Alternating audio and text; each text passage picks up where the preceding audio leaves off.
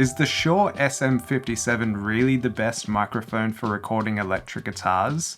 Or could the best microphone actually be the one that's in your pocket right now? Well, today we're going to test this theory to see which one really comes out on top. For today's test, I'm going to be using my Peavey EVH Wolfgang Special, which will be going into my Blackstar HT100 amp head, which is connected to a custom-made 2x12 cabinet which houses Celestion V30 speakers. The SM57 will be set up in your pretty standard configuration of as close to the speaker grill as possible, and it's going to be positioned at about halfway between the speaker cone and the edge of the speaker, pointing at the edge so that it's rejecting some of that harshness that you get from the speaker cone. The iPhone that I'm going to be using is an iPhone 12, and then because I have it, I'm also going to use an iPad Air 5th Gen to test its capabilities as well. There's going to be multiple tests here, so here's test 1.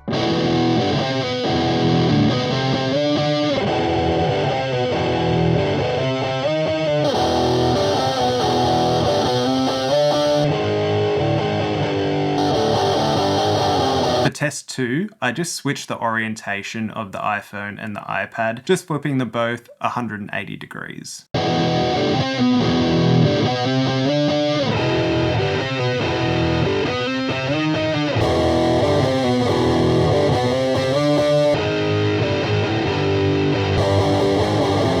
So for test 3, I then pointed the iPad screen up. I also moved the iPhone for its screen to be facing upwards as well, but also shifted it back quite a lot.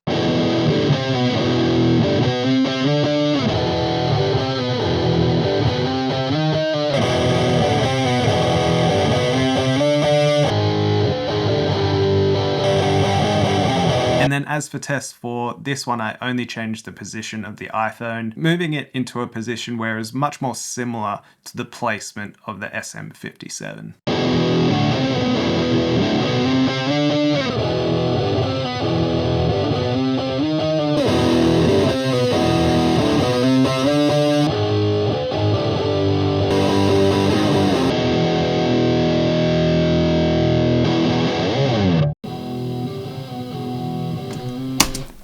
Sounds like a 57. It doesn't sound bad, doesn't sound amazing. You know, there's absolutely some EQing to do, but overall a good tone. All right, over to the iPhone. Definitely much more of a compressed sound. What you can hear there as well is that there's a few seconds, maybe 2 to 3 seconds, where the microphone is picking up a lot more sound, and then there must be some sort of like automatic noise reduction happening in the first few seconds. If you can see here, it like sort of starts off a bit bigger and then sort of compresses, and you can hear it happening as well. But then the overall sound after that happens, you know, it definitely just sounds very compressed. Not terrible though. And then here is the iPad. So same thing happens again. We get that moment or two of, you know, the microphone being fully open, and then some sort of auto compression is happening. But there's definitely a difference between the iPhone and the iPad Air. The iPad microphone is so much more sort of top end and very little bottom end, whereas the iPhone has heaps of bottom end and doesn't seem to extend as far in the top end. All right, now over to test 3. So definitely by moving the iPhone back a bit and pointing it up, it sounds to me like there isn't as much compression. However, it also sounds like there isn't as much detail as before, but the actual sounds a bit cleaner, but there is a lot more low end, which is also affecting the sound quite a bit. And same thing with the iPad as well. There's just by switching its orientation, and having the microphone pointing a slightly different direction has changed the sound so dramatically. All right, and now over to the last test, which this is only affecting the position of the iPhone. This one to me is maybe the most surprising because the microphone is so close and it's such a small microphone next to such a large, loud speaker that it really surprised me how good it sounds. So far we've just been listening to the raw sounds by themselves, which isn't exactly a fair way to actually hear the sounds. I think we should probably hear the sounds in the context of a song. So that's what I'm going to do now. I'm going to put a very quick drum beat and bass guitar to the riff that we've got going, and then do a ABC back and forth to hear how each of these microphones sound in the context of a mix.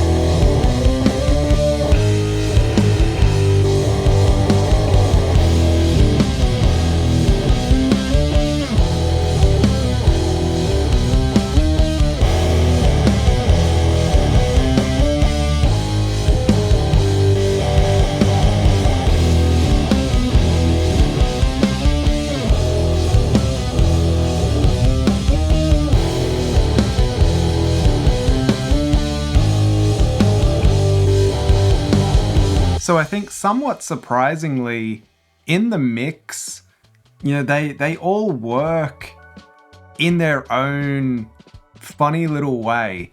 I guess it almost depends on the genre and the style of the band. There's some moments where in the isolated test, the iPad just sounded terrible, but then in the mix, it could really work. There's also moments where the iPhone could really work as well. I think the one caveat is that if you do go with an iPad or an iPhone and record your guitar that way, obviously, there's the whole thing of having to record it, then transfer it, which is a pain. But also, I think you're kind of stuck with that sound at that point. I, in the background, did try and do some mixing, some EQing on those tracks to see how versatile they were when they came to try and to mix it within the track. And you can definitely do subtractive EQ, that's for sure, to sort of clean up, tidy up some of the frequencies that might not be as desirable. But as soon as you try and boost anything, that's where some funky stuff starts happening. Again, maybe it is just stylistic, depending what tone you want. But yeah, as soon as I tried to do any boosting of frequencies, that's where the iPhone and the iPad really fell apart. I did also try adding some saturation as well, and that definitely helped quite a bit. That almost got me to the mid-range sound that you get very prominently from SM57. So if anyone else out there is trying to do this test, or if there's anyone out there that, wants to get into songwriting that isn't too keen on just using an amp sim, that wants to get into the recording side of things but doesn't have the cash to invest in a 57, which last time I checked in Australia, these are going for like $200 now, maybe 220, something like that, which is insane. I remember when you used to be able to get one for $120, $130. So times are changing, but yeah, if all you've got is a laptop and a phone, you can kind of get somewhere half decent I guess, yeah, if you got a good amp as well, good guitar, that definitely helps. But yeah, I was quite surprised by this test. But then yeah, when it does come to the 57, I think the thing that you really get with this is that obviously it handles SPL very well. Sound pressure level, for those out there who don't know what that is. You know, so yeah, it can handle a very, very loud guitar amp and snare drums and whatever else you want to use it for. The other thing is that I think when it comes to mixing, when it comes to EQ particularly, you can definitely get much further using a 57 when it comes to EQ compared to if you're trying to use the iPad or iPhone microphone. Was this a surprise to you? Was there a mic position from the iPad or the iPhone that you preferred over the SM57? And if you enjoyed this video, be sure to subscribe to the channel. Check out one of these other videos that's appeared before me, and you'll catch me in the next one.